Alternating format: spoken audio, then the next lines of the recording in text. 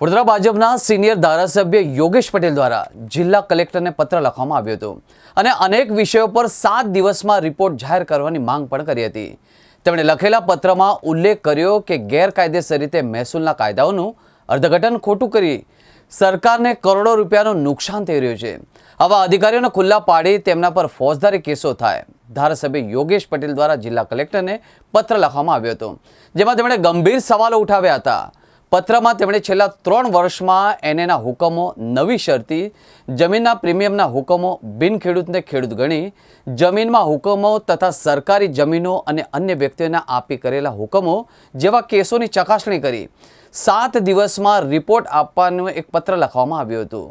વડોદરા શહેરમાં છેલ્લા 3 વર્ષથી દૈનિક પેપરો હોય, મીડિયા હોય, એમાં જે જમીનોના કમ્પાઉન્ડો બહાર આવતા હતા એ મેં જોયા બી છે, વાંચ્યા છે. આ બાબતે જ્યારે કોઠી પાસે હતી ત્યારે આપણે કલેક્ટર કચેરી કોઠી પાસે હતી. અત્યારે આ કચેરી દિવાળની પૂર્વમાં ખસેડવામાં આવી છે. એના કલેક્ટરના તાબાના ઉચ્ચ અધિકારીઓ જે જમીનોના કમ્પાઉન્ડો કર્યા છે એનો હુકમો હોય, નવી શરતની જમીનો જૂની શરતમાં ફેરવવાના હુકમો હોય, બિન ખેડૂત ને ખેડૂત ઠેરવીને એ જમીનોના હુકમો, સરકારી જમીનો અન્યને પધરાઈને આવા ગેરકાયદેસર હુકમો થયેલા છે. એ વાતની જાણ વડોદરા શહેરના નાગરિકો, બિલ્ડરો તેમજ અન્ય લોકો મને કરી છે, પરંતુ ઠોસ રજૂઆતો મને મળતી નહોતી. ત્યારે આ બાબતે મને ઘણા લોકોએ આ રજૂઆતો ઠોસ કરી તારે આ કાગળ લખ્યો છે. આ બાબતે કોઈ અધિકારી ઉપર હું આંગળી કરતો નથી, પણ કલેક્ટરશ્રીને મેં લખેલું છે કે આવા જે બી હુકમો થયા છે એ હુકમોની ચકાસણી થવી જોઈએ, પૂરેપૂરી તપાસ થવી જોઈએ અને આ હુકમો રદ થવા જોઈએ. અને સરકારી જમીનો જેને બી પધરાવી હોય, આ જમીન મને લાગે છે આવા તો ગુના મને લાગે છે કે કોઈ પણ અધિકારી હોય એને છોડવો ના જોઈએ, એની પર ફોજદારી કેસ બી થવો જોઈએ.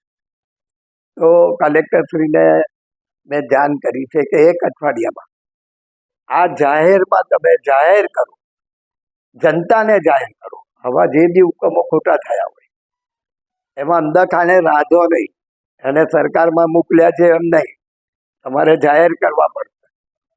અને જે બી ગુનેગારો હોય એને ફોજદારી કેસ કરો ને છોડો નહીં.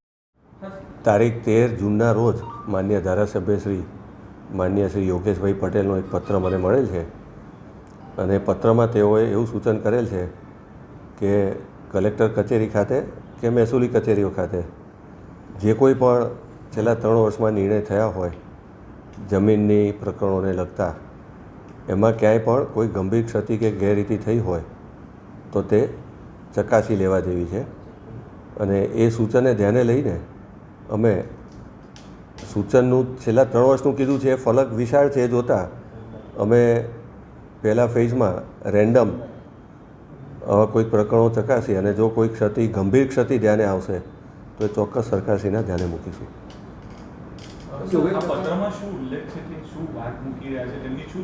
પત્ર તો મીડિયામાં પણ આવેલો જ છે, એટલે પત્રના વર્બેટિમ કન્ટેન્ટ મારે કહેવાની કંઈ જરૂર નથી, પણ એનો મુખ્ય સાર એવો છે કે છેલ્લા 3 વર્ષમાં ક્યાંક ને ક્યાંક કોઈક એવી નાની મોટી ક્ષતિઓ થઈ હોય તો ગંભીર ક્ષતિ હોય એ બધા પ્રકરણો ચકાસીને એ ધ્યાને મૂકવા માટે એમને સૂચન કરેલું છે.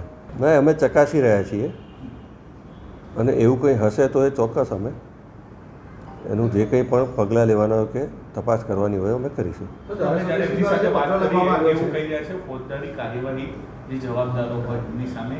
ફોજદારી કાર્યવાહીને એ પહેલાં તો તપાસ થાય અને તપાસમાં કોઈ ગંભીર ક્ષતિ કે ચૂક મળે એના આધારે નક્કી કરવાનું થશે.